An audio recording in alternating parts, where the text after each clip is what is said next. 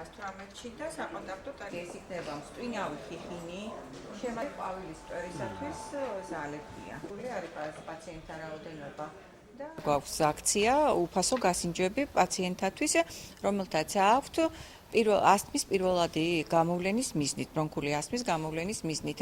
ესე იგი, პაციენტებმა, რომლებსაც აქვთ შემაწუხებელი ხველა, მშრალი ხველა, სველი ხველა, ასევე აქვთ სუნთქვის გაძნელების ეპიზოდები, შეუძლიათ აჭარის ონკოცენტრში ჩატარდება 2014 წლის 3 მაისს დილის 10 საათიდან საღამოს 18 საათამდე.